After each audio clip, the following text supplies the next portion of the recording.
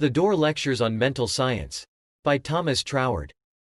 Lecture 2. Individuality. Part 2 of 2. Man's place in the cosmic order is that of a distributor of the divine power, subject, however, to the inherent law of the power which he distributes. We see one instance of this in ordinary science, in the fact that we never create force, all we can do is to distribute it.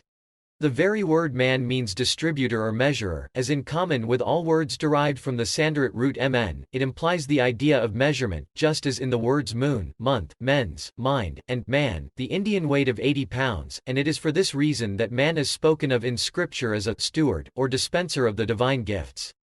As our minds become open to the full meaning of this position, the immense possibilities and also the responsibility contained in it will become apparent. It means that the individual is the creative center of his own world. Our past experience affords no evidence against this, but on the contrary, is evidence for it. Our true nature is always present, only we have hitherto taken the lower and mechanical side of things for our starting point, and so have created limitation instead of expansion. And even with the knowledge of the creative law which we have now attained, we shall continue to do this, if we seek our starting point in the things which are below us and not in the only thing which is above us, namely the divine mind, because it is only there that we can find illimitable creative power.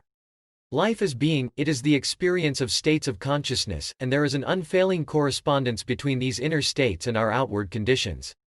Now we see from the original creation that the state of consciousness must be the cause, and the corresponding conditions the effect, because at the starting of the creation no conditions existed, and the working of the creative mind upon itself can only have been a state of consciousness. This, then, is clearly the creative order, from states to conditions. But we invert this order, and seek to create from conditions to states. We say, if I had such and such conditions they would produce the state of feeling which I desire, and in so saying we run the risk of making a mistake as to the correspondence, for it may turn out that the particular conditions which we fixed on are not such as would produce the desired state. Or, again, though they might produce it in a certain degree, other conditions might produce it in a still greater degree, while at the same time opening the way to the attainment of still higher states and still better conditions. Therefore our wisest plan is to follow the pattern of the parent mind and make mental self-recognition our starting point, knowing that by the inherent law of spirit the correlated conditions will come by a natural process of growth. Then the great self-recognition is that of our relation to the Supreme Mind. That is the generating center and we are distributing centers, just as electricity is generated at the central station and delivered in different forms of power by reason of passing through appropriate centers of distribution, so that in one place it lights a room, in another conveys a message, and in a third drives a tram car. In like manner the power of the universal mind takes particular forms through the particular mind of the individual. It does not interfere with the lines of his individuality, but works along them, thus making him, not less, but more himself. It is thus, not a compelling power, but an expanding and illuminating one, so that the more the individual recognizes the reciprocal action between it and himself, the more full of life he must become.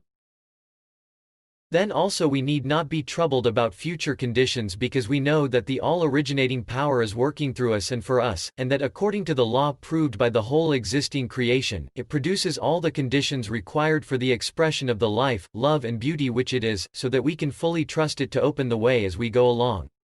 The great teacher's words, "Take no thought for the morrow," and note that the correct translation is, "Take no anxious thought," are the practical application of the soundest philosophy.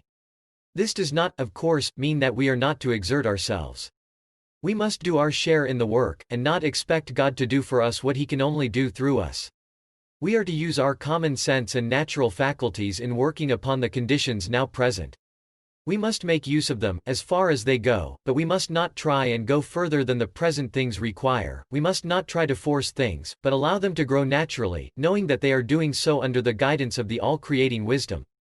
Following this method we shall grow more and more into the habit of looking to mental attitude as the key to our progress in life, knowing that everything else must come out of that, and we shall further discover that our mental attitude is eventually determined by the way in which we regard the divine mind.